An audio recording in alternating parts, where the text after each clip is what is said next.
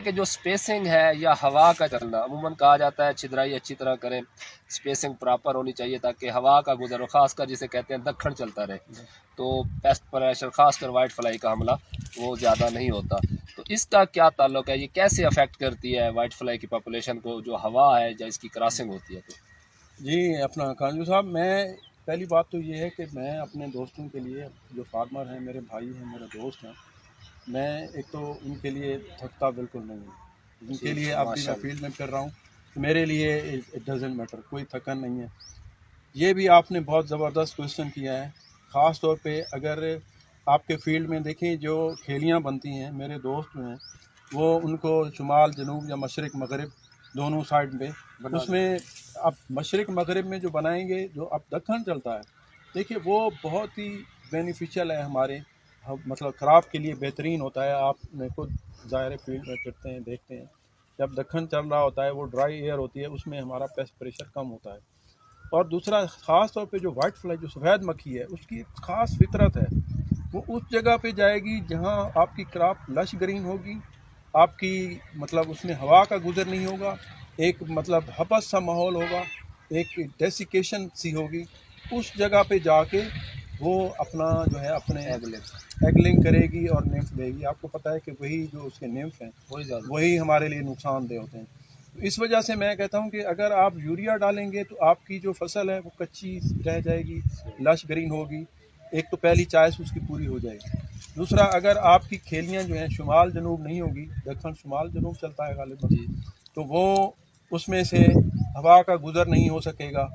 तो इस वजह से भी स्पेसिंग हम करेंगे। जब हवा का गुज़र होगा तो वहाँ वाइट फ्लाई आप देखेंगे कि वहाँ पे अपनी एगलिंग नहीं करेगी, अपनी जो है वो उनकी निम्फल पॉपुलेशन जो है उसकी प्रायोरिटी में नहीं होगा। वो बहुत ही स्पेसिफाइड है अपनी।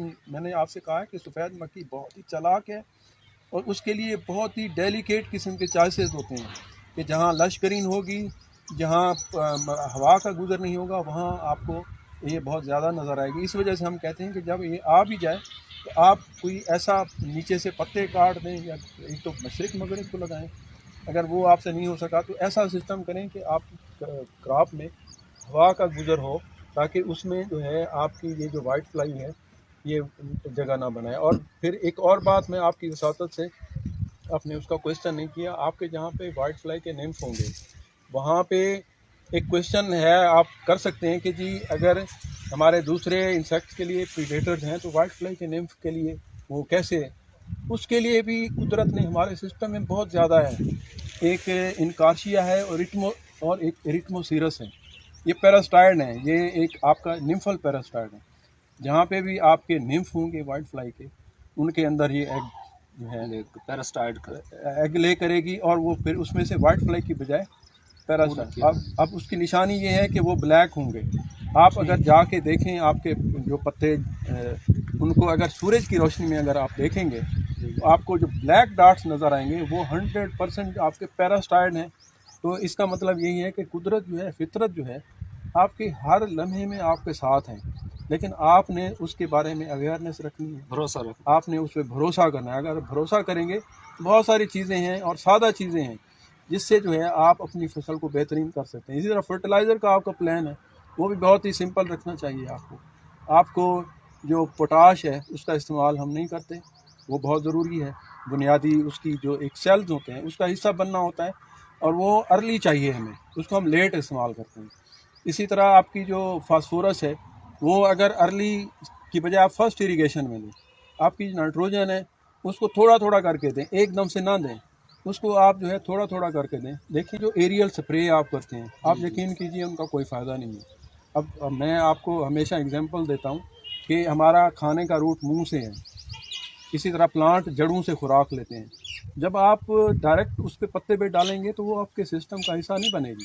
आप उसको जब फ्लड करेंगे रूट के ज़रिए से, जब आएगी तब वो आपके उसका वो हिस्सा बनेगी। बहुत ही सिंपल फर्टिलाइज़र जो है इसका प्लान आप करें, कम से कुछ नहीं होता, ज़्यादा से नुकसान होगा। और जो एरियल स्प्रेज हैं वो जस्ट आपके पत्तों को साफ़ सुथरा कर देते हैं, उसकी फ़ोटोसिंथेटिक एक्टिविटी अच्छी हो जाती है। इससे अलावा उसका कोई फ़ायदा नहीं है। आप अपने रिसोर्सेज का नुकसान मत करें। अगर आप वैसे भी पानी का स्प्रे कर देंगे तो आपके जो पत्ते हैं वो साफ़ हो जाएंगे, फ़ोटोसिंथेसिस का अमल ज़रा तेज़ हो जाएगा और आपको देखेंगे कि हफ्ते 2 के बाद आपको बेहतरीन क्राफ्ट की लुक नज़र आएगी। जी हाँ जी, बड़ी मुफीद मालूमात शेयर की हैं डॉक्टर साहब ने हमारे साथ। असल में ये भावलपुर से तशरीफ़ लाए हैं, बड़ा सफ़र करके आए थे, हमारे पास भी इतना टाइम नहीं होता। इंशाल्लाह मैं वक्तन फ़वक्तन इनके साथ इन टच रहूँगा और इनकी जो मुफीद बातें हैं, मालूमात हैं, वो आपके साथ शेयर करता रहूँगा।